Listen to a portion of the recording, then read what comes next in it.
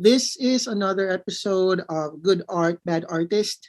Our guest today is someone some of you may have heard of, some of you may have found on Instagram, or some of you have been quite unfortunate to not know her work yet. She's an amazing Filipino artist. If I may describe her work, these are visually rambunctious art, good natured, with sense of humor and vibes that go beyond the physical realm. Her works are based on objects made immaterial, almost smoky or even illusory and wacky sometimes to a certain degree. Some of her paintings feel like extraterrestrial timetables. Some are parang film reels of ghosts who totally enjoy being ghosts and hazy interactions between dreams and reality. As a I know her somewhat. We've been in contact many times from art fairs that she organizes. I personally, eto super sentimental sa umpisa pa lang. I personally thank her for seeing what Electromilk wants to be. I feel like I was just figuring out the kind of art I want to make, and she kind of got it from the start. She's one of the first people who were like, "Can I order your work? Can I buy it?" She'll put it in her zine shop. So it means so much to me. Na she just she just gets. I think she just gets what I want to do. She manages Studio Soup, which is a zine distro library in Cubao Expo. She organizes small art fairs there as well before the pandemic. In her expo and zine fairs, she invites artists of diverse backgrounds and styles. She has a good eye for the capital C creative. And to put it most simply, I'm a fan of her as an artist and as a person. And honestly, I'd never told her, but as a fashion icon, I love the looks that she served. She, alam mo yung vest mo na red sa market day? I was like, what the fuck is I thinking? I fucking love it. Anything you want to say before we continue about that vest? Alam ko mistake talaga yun eh. Oy, hindi. I fucking loved it. It's a kid's vest. Binenta mo siya, no? Parang binenta mo na yun online. Oo, binenta ko na Ay, siya. very wrong decision. Very wrong. Parang kailangan ko na mag-grow up. Kung, kung ka-size lang kita, I should have bought that. Pero yon, to me, she's cool. She's my definition of cool. And the fact that she doesn't post pictures of herself online. Parang she's this magical, mystical entity. And today we will unravel that and maybe try to get her canceled, no? This is Evu. Can you say hi to the listeners, Ev? Yeah. Hello. Thank you, Shin, for the introduction. That's very overwhelming. I'm very glad that you invited me here, and hello to all the listeners. How do you feel about the descriptions that I said about your art? Do you agree? Do you disagree? I think it's accurate kasi yung mga trabaho ko, nagfo-focus siya sa passage of time.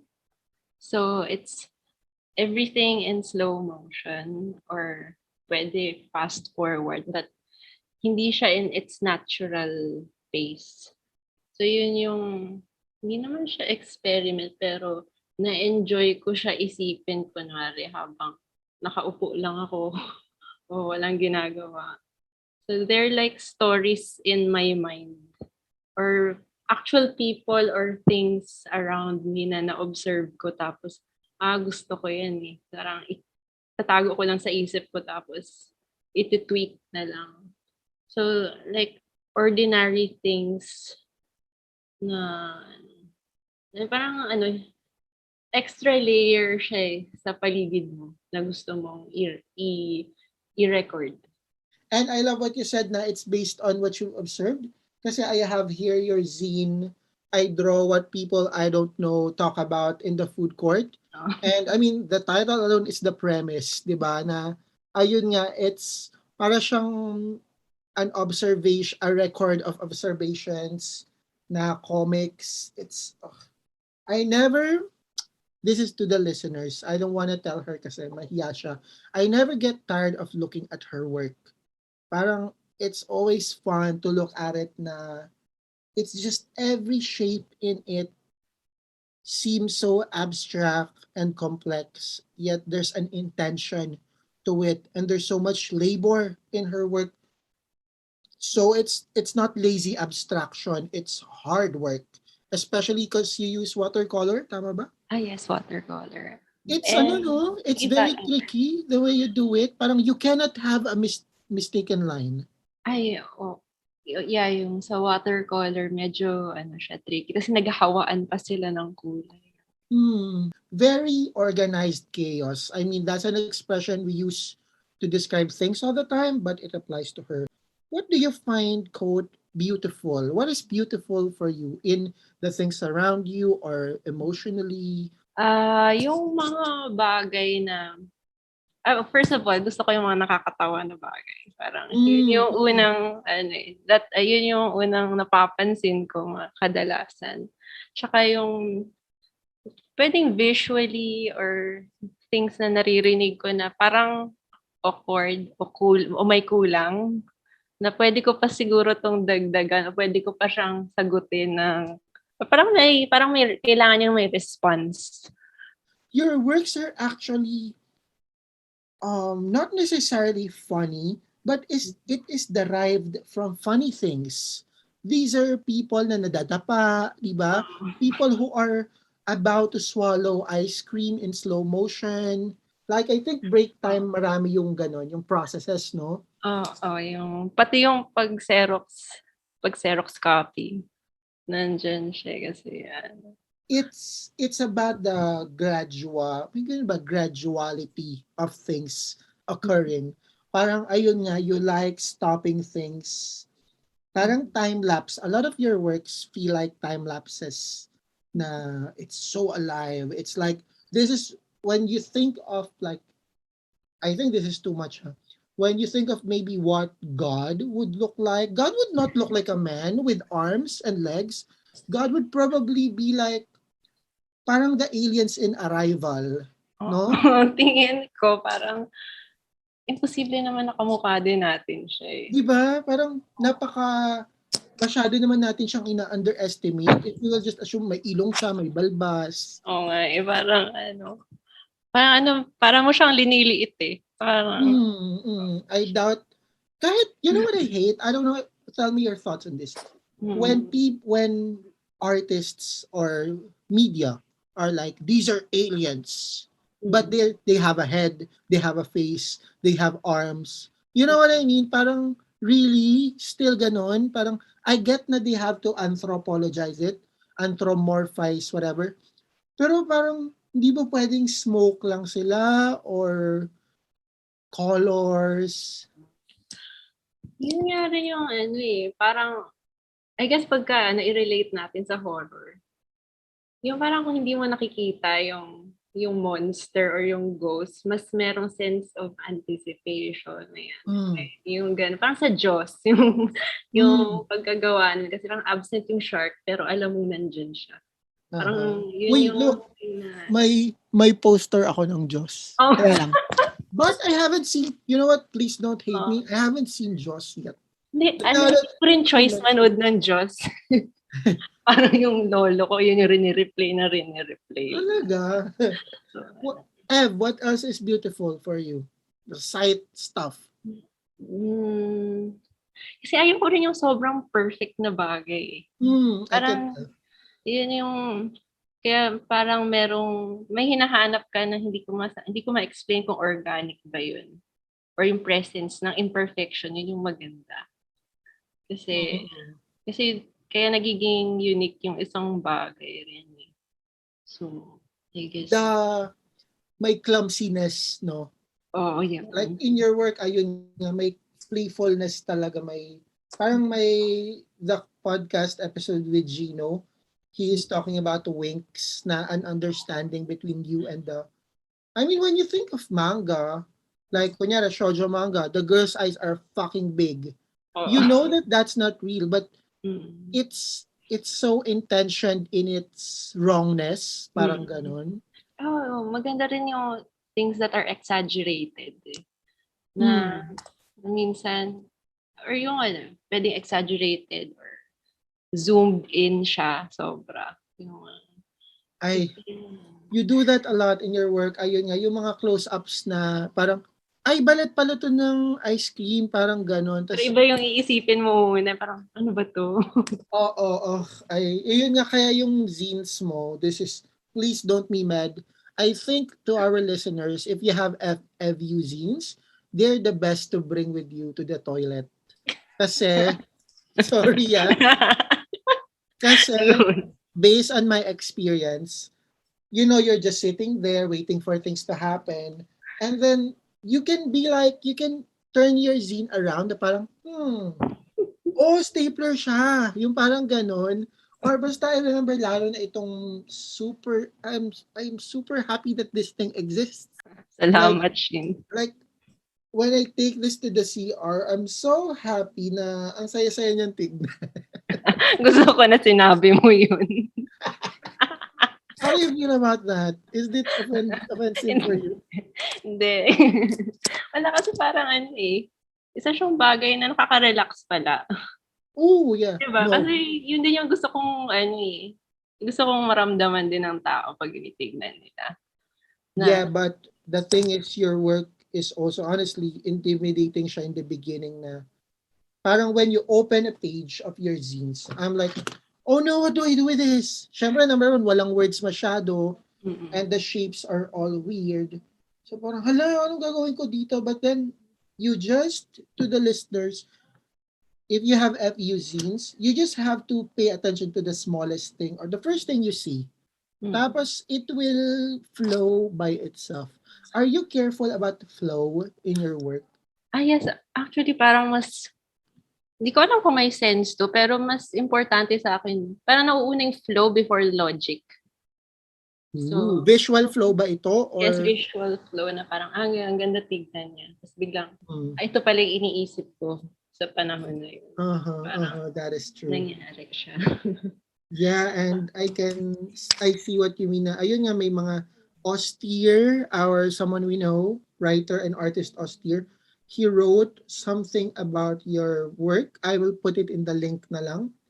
And it has buildings na there are balls traveling throughout the buildings and the buildings do not necessarily make sense architecturally. Basta guys, you need to be checking out her art while listening to this. You're in for a fucking ride. Mm. Are you interested in architecture, for example? Yes, interested ako sa world building actually, pero hindi ko siya na-achieve kasi skill-wise kulang ako. Pero Mm, yung, like like creating a setting na sobrang simple lang pero may mood na napaparating. I guess if you're familiar with si George Wiley, 'di ba? yeah. Yun, yung Yeah. parang haunting siya na sobrang simple lang, may drawing lang ng isang pinto na nandiyan. Pero parang alam Mm. mo may multo na dito. Tapos the color choices are so wacky.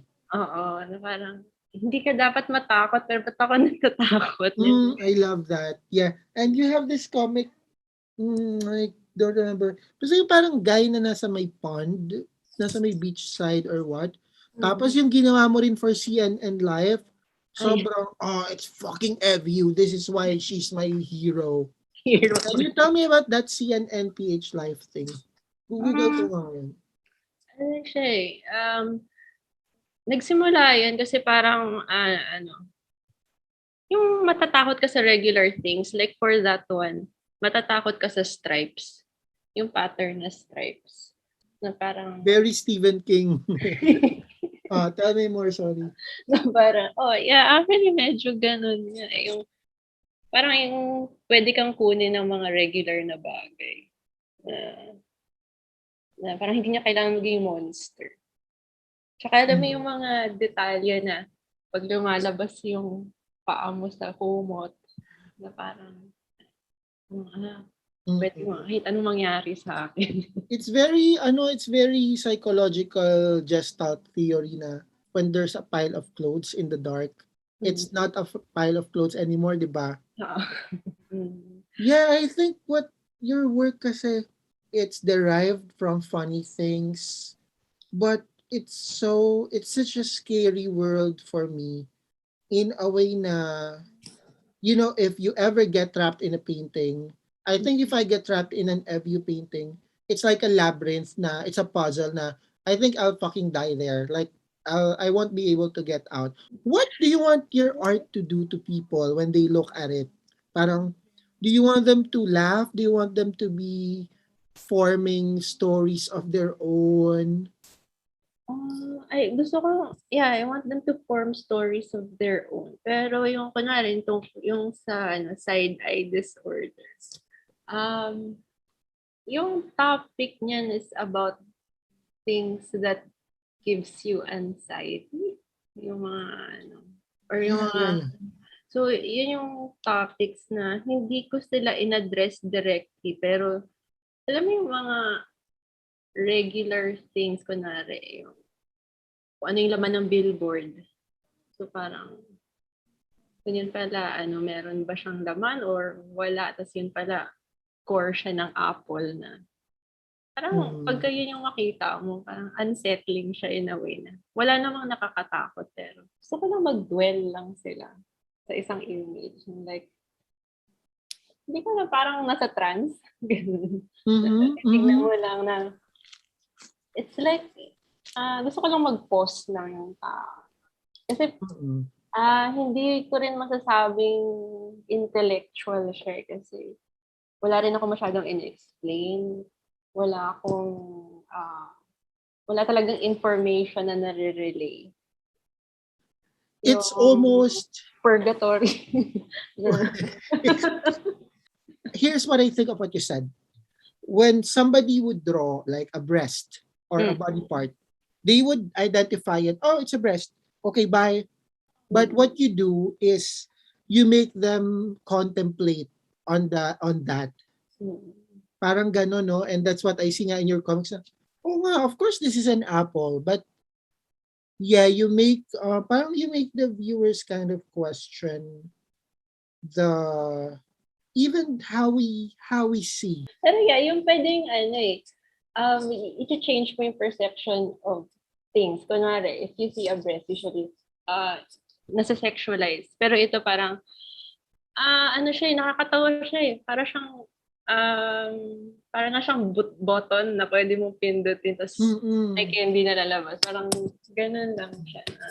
Ayun nga, Yung, it's I think you can see it as either on I think on the surface it's twisting the reality of the thing, but maybe if you think about it more, you're actually showing the realness of it in a way that you strip it of the coating and now it's only the concept of an apple and mm, what else you can do with that, what else you can process about apple as you know it, but as you know it. Does that make sense? mm, yes, pero hindi siya intentional, I guess. Really? Oo, hindi siya intentional. Parang ngayon ko lang din siya naiisip in that way na Defend yourself. ah, kasi pagka dino-drawing ko yun, para siyang amusement for myself lang talaga.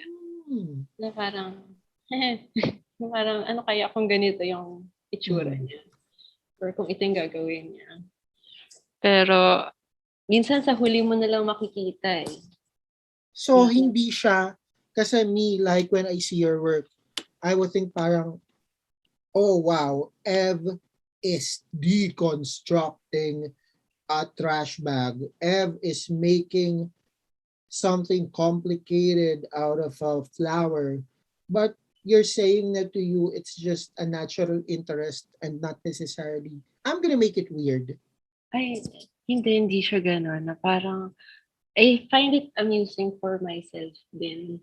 Parang naglalaro ka. Uh-huh. Yun. So, parang origami siya sa... Visual na.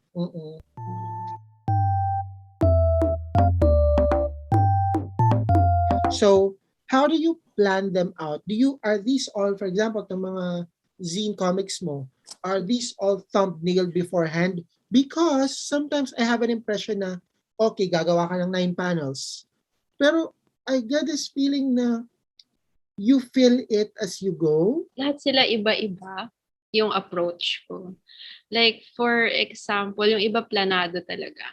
For yung side ay isa yan sa mga planned works na, ito yung gusto kong topics per chapter. Ganyan. Pero for break time, ano siya yung mas spontaneous yung work. So parang kung ano lang maiisip mo about break time, ano lang maiisip mo pag work na, ganyan. Yung sa food court naman, intentional din siya na parang role-playing na. Kunwari, reporter ako, tapos papakinggan ko yung pinag-uusapan ng mga tao. Pero hindi ako magpo-focus kung ano ba talaga yung topic nila. Kukuha lang ako ng keyword. For example, yung bubbles.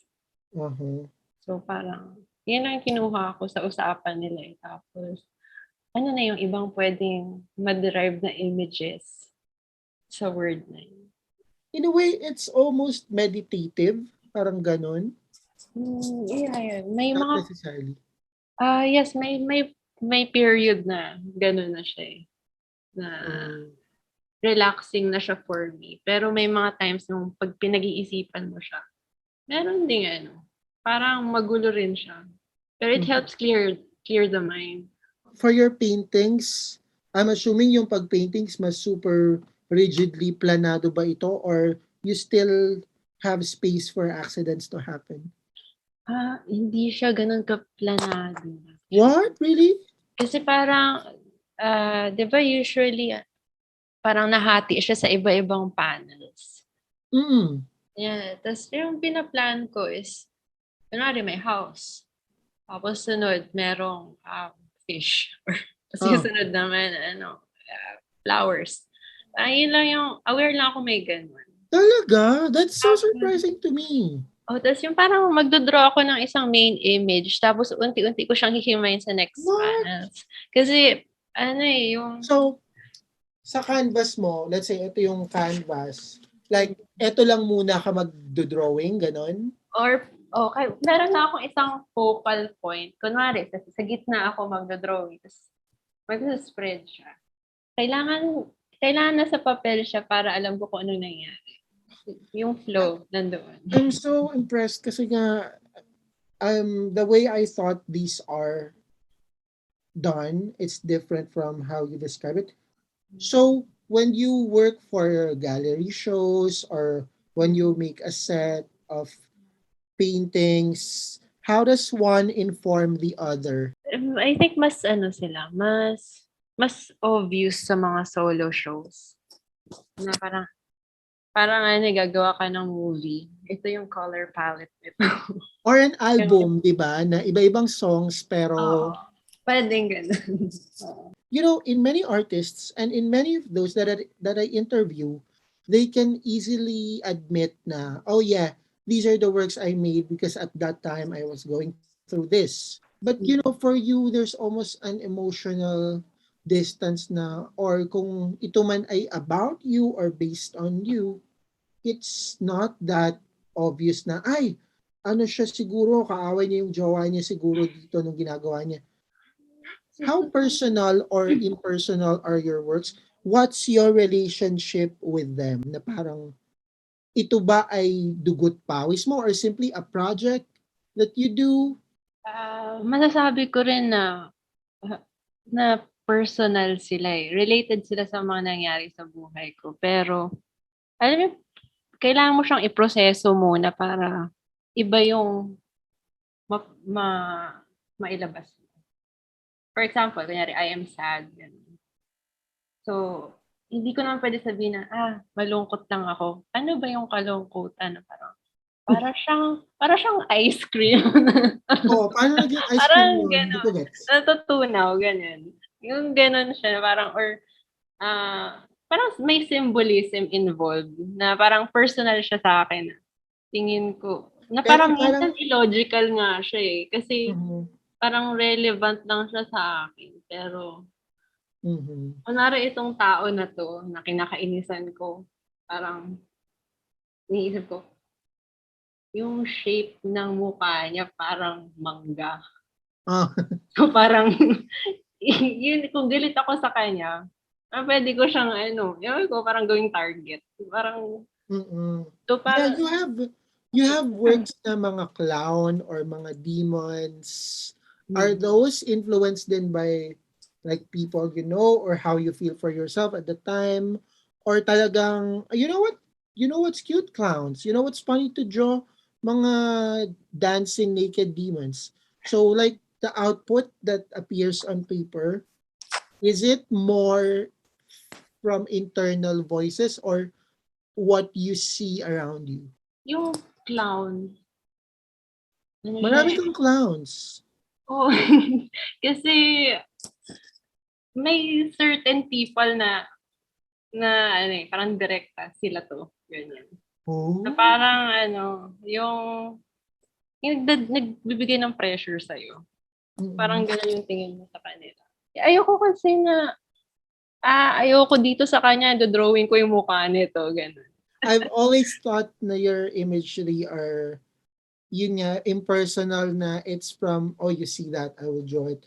But I didn't know na, in a way, it's your own way of subtweeting, no? Or cursing the person na parang, gago ka, gagawin kitang Gago ka ano nga. na Parang nasaksak. dino-drawing mo lang sa notebook yung tao. Oo, parang yung childish, ano na, idodrawing ko siya na may putok, tsaka ano, dumudugo yung mukha, parang ganun.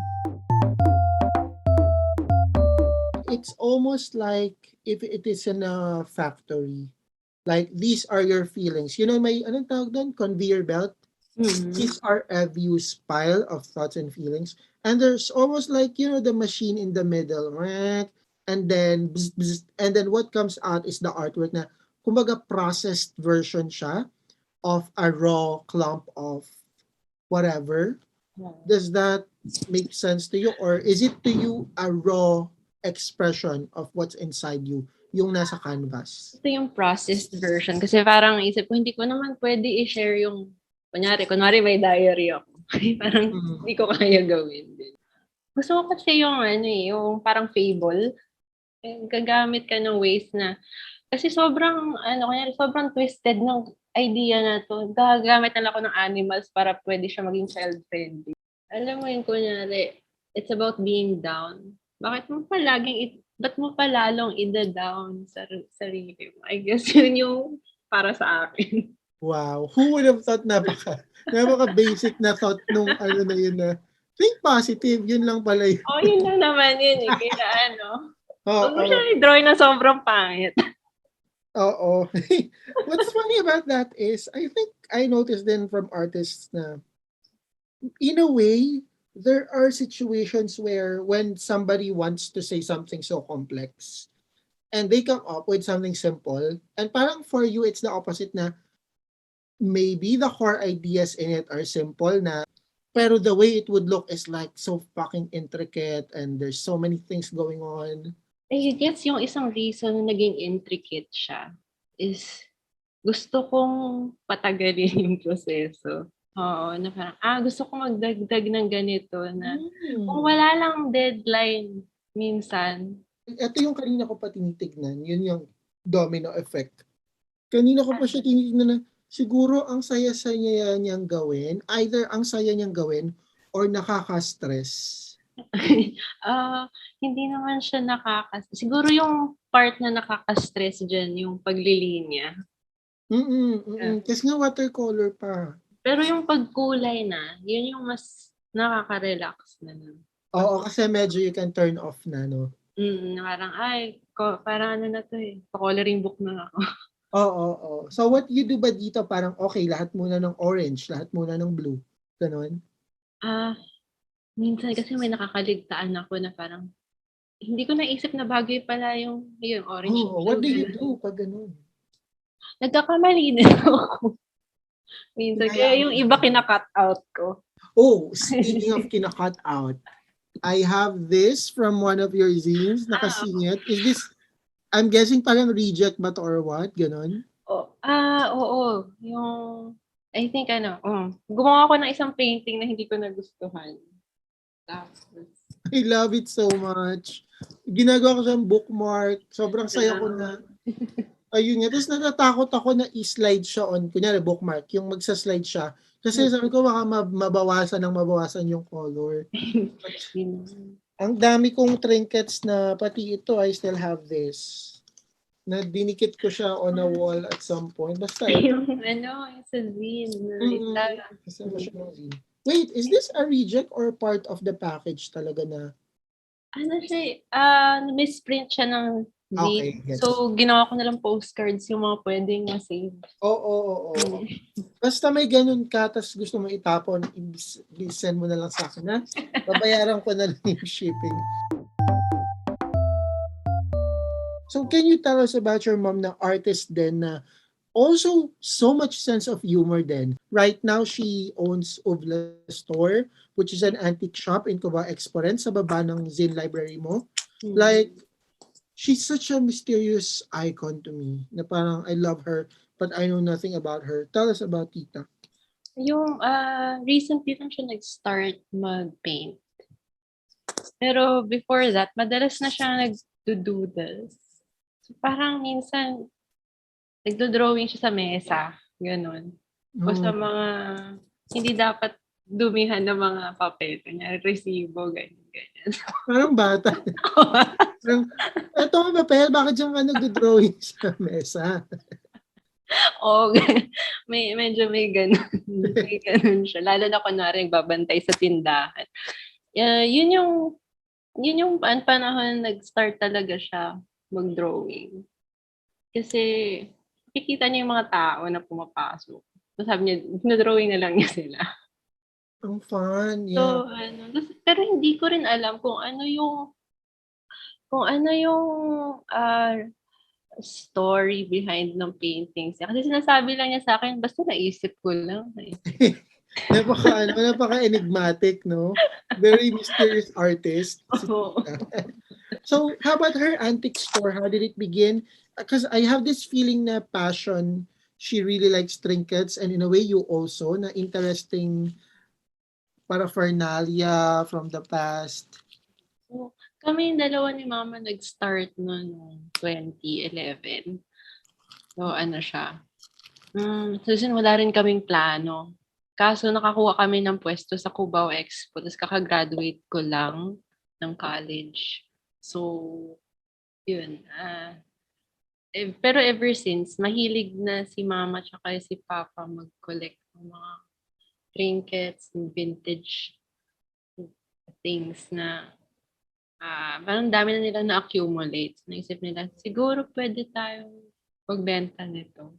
Kasi yung pinaka-favorite niya, yung mga vintage na mga accessories, mga costume jewelry, kasi mga basta fashion related. Ako rin mahilig din naman ng damit. Pero, And also, I think Tita also has the same idea of what's funny as you, no? medyo nakuha ko yung iba sa kanya. Basta yung iba niya kasing display, parang it's not necessarily valuable, but when I'm in her store, I have a sense na it's not really, parang her interest in antique is not strictly na mataas ang value nito or whatever. Parang she has a lot of novelty items then that are simply fun. Lalo na yung mga like yung mga figurines na gawa sa Japan noong 60s. Kasi kopya sila ng mga yung mga English ng mga Chinaware, ganyan. Pero yung nagagawa nila yung medyo parang pangit na Medyo version. disproportionate na ganon. Oo, parang bakit duling yung lamb? Yeah, sobrang funny. Sobrang ganda kaya ng mga ganong shit. Parang ako ang version ko niyan, yung pag sa mga ukay-ukay na, yung kunyari reunion ng Uncle Roger's reunion, tapos bibilhin ko yon kahit hindi ko alam kung sino yon. Ang nakakatuwa lang. Parang ayun, in a way when you detach something from its context, sobrang funny na niya. What makes good art and what makes a bad artist? Okay. Yung good artist kasi, yung pinaka sabihin natin, inspire sa lahat is yung open sila mag-share ng lahat ng trabaho nila. Hindi siya exclusive na fine art to, ganun. Na hindi ko alam paano i-describe eh. No, you do it. I Na, get it. You do it na you have zines na 100 pesos, but then you also go to galleries. So it's not exclusive to one area. Parang ganon. tsaka ah, parang kasi yung gusto mo iparamdam na para sa lahat to. Tsaka accessible din siya. So I guess yung bad art is something that is market specific. Pa-exclusive, ganon. Yung ganun. Eh bakit ayaw mo mag-comic it? Kasi tinatamad ako eh. Yeah, yeah, I